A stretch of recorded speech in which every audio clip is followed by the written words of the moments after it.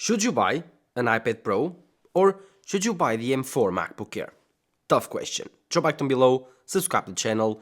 Let's talk about the M4 iPad Pro against the M4 MacBook Air. So, I've been using the M4 iPad Pro for like 9 months now, since it came out.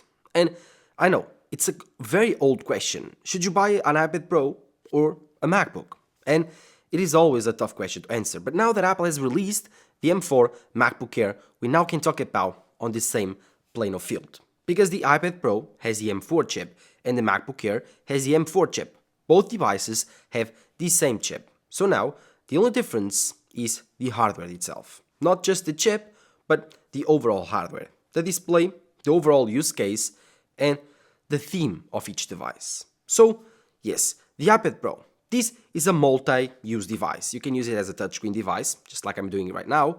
Use it as more of like a gigantic iPhone, or you can use as a computer. You can use it as a computer via the MacBook Air style keyboard called Magic Keyboard and the Apple Pencil. So you have lots of options to use the iPad Pro. You can use it as an artist device with the Apple Pencil and use the Apple Pencil with the iPad Pro, the Apple Pencil Pro, or you can get the Magic Keyboard with this insane Magic Keyboard and trackpad inside. Costs like $400 and it will give you a MacBook Air-like experience. But all of this modularity has a price. The iPad Pro starts at $1,200, $1,100. It's quite expensive. You get deep-based storage, 256 GB of storage with only the M4 chip, and I don't think you have 16 GB of RAM. I'm still not sure, but I will put it on the screen right now. And the M4 MacBook Air in 2025 has a base RAM of 16 GB, has 256 of base storage, but hear me out. It's now $100 cheaper, so it starts at $999, which is insane. A MacBook Air with more RAM than this iPad Pro, or at least the same amount of RAM as the iPad Pro, with the same storage, but with a completely different hardware set, is cheaper than the iPad Pro. The big question is, should you get a modular device like the iPad Pro, or should you get a laptop, a classic laptop like the MacBook Air? So let's find out all the differences in terms of hardware. For starters, the M4 iPad Pro has a touchscreen. This is the biggest difference between these two devices. The iPad Pro has a touchscreen that is OLED and 120Hz, while the MacBook Air has an LCD that's 60Hz. It's a P3 color gamut SLD, but still an LCD, not the same. And it's not touchscreen, so you cannot touch the screen and it won't react. These are fundamentally the biggest differences between these two devices. You get a touchscreen first device and you get a trackpad and mouse first device. Which one do I prefer? Well, it depends on the task. If you are a student, I would say that the iPad Pro fits you more because of the Apple Pencil usability, because of the portability, the completely different modularity, and the form factor. I think that for students, the iPad Pro is more attractive. While if you love to type on your keyboard and mouse, and if you really want macOS with amazing speakers, the MacBook Air is the computer for you. It depends. If you want the best value, the MacBook Air is the best value. If you want the most modular, the iPad Pro is definitely the most modular.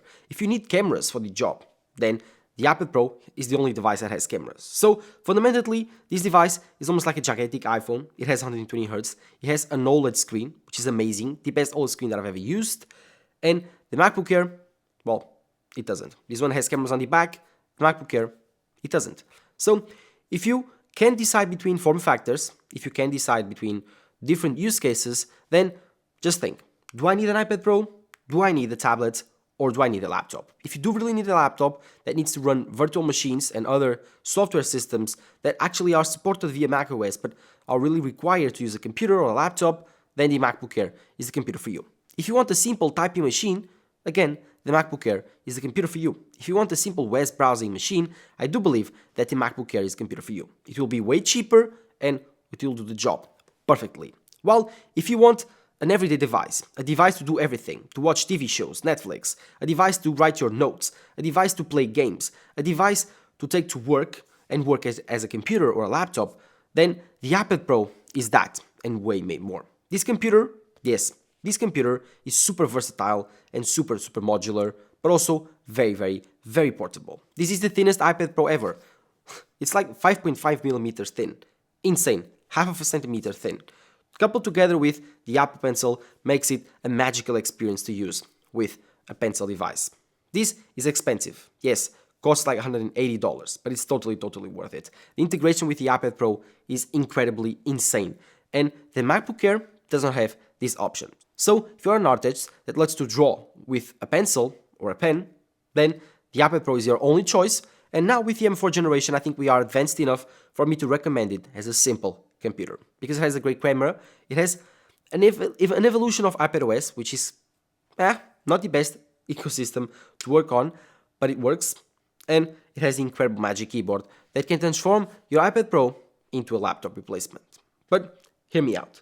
All of this combo that I have in my hand is more than almost $1,800. A very, very expensive combo. But if you buy the MacBook Air that has all of these included, without the pencil obviously, costs $999. So if you decide to go for the laptop, keep in mind, it's a way, way better deal. If you decide to go for the tablet, well, in that case, it will be different. You will be more restricted. You will have to use iPadOS. And yeah, you won't be able to use some programs that you like to run. You won't be able to access the full versions of the softwares, like the Word suite, the Office suite is not the full access. Photoshop is not the full app. So you have some constraints when using iPadOS and iPads in general. But I think that the iPad Pro, definitely the best computer to join portable apps, to join iPhone apps, and to join computer apps. This is the thing between a computer and an iPhone. And I think Apple knows that, and that's why they don't push this forward to be more of a Mac, and that's why they don't put touchscreens on Macs too. So, makes sense. I love to use my iPad Pro. I really do. I really prefer this iPad Pro over the MacBook Air.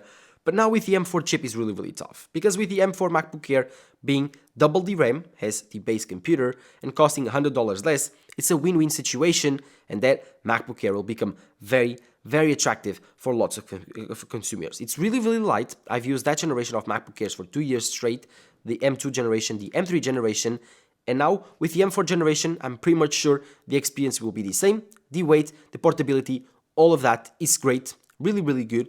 And this screen, although it's an LCD screen with only 60 Hz, is also a very, very reliable Retina display.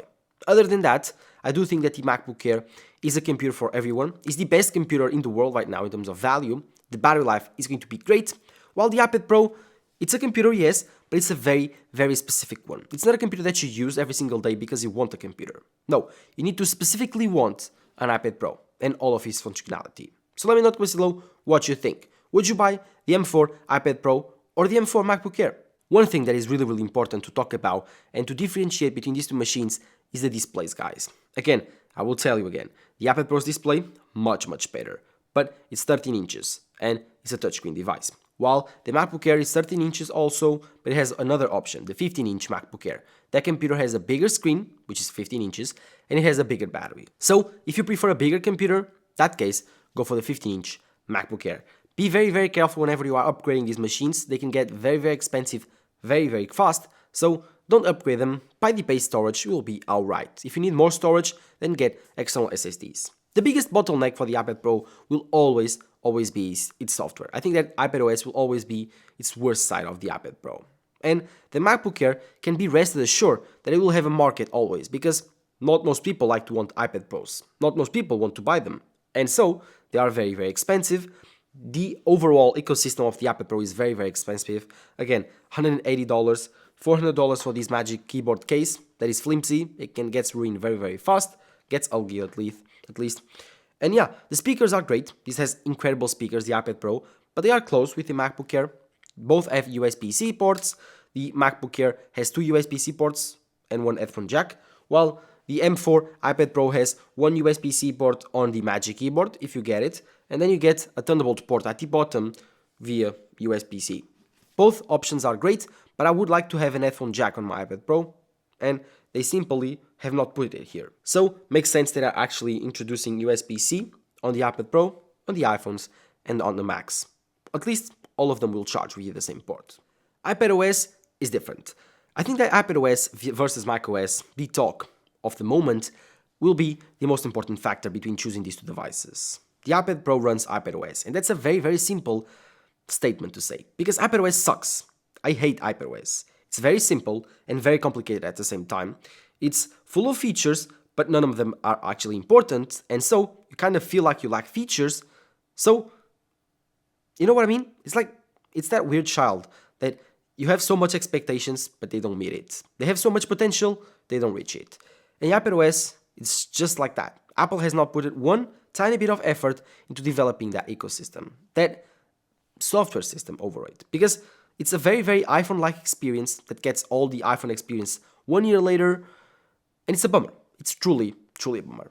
But again, my experience with the M4 iPad Pro was great. iPadOS disappointed me very, very much, but every year YouTubers say the same, so I guess I will be lost in the sea on this one. As for the M4 MacBook Air, that's a very enticing option. You have several colors to choose from. You have black, you have the gold, and now you have this very, very, very, very lightweight blue. Oh, one thing that is a big difference between the iPad Pro and the MacBook Air is the fact that the MacBook Air uses the Touch ID system to unlock, while the iPad Pro has the Face ID system since 2018. So it's a very, very fast system, just like the iPhone. One thing that you need to keep in mind is that the iPad Pro has the cameras now, the M4 iPad Pro at least, has the cameras on the side of the iPad Pro.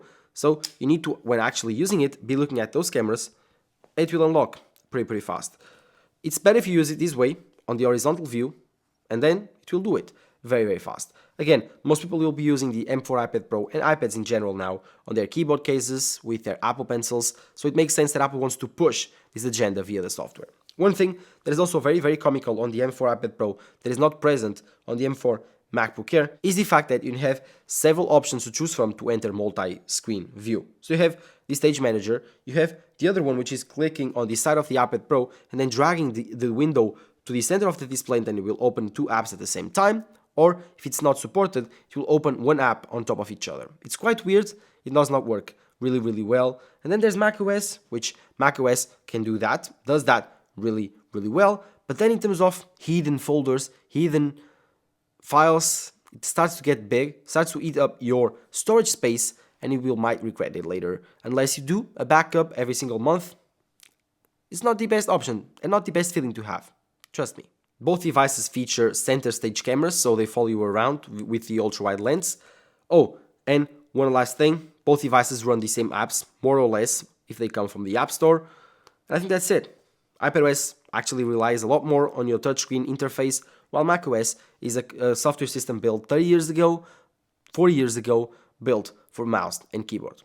So, very interesting devices to compare. Both of them are great options. If you are looking to buy an iPad, the M4 iPad Pro is the option for you. If you are looking to buy a Mac, any Mac, the M4 MacBook Air is a great option. Compare them both and let me know in the comments below if you have any of these devices. If you do, drop a like down below and subscribe to the channel so you don't miss any of those videos. Thank you guys for watching. Bye bye.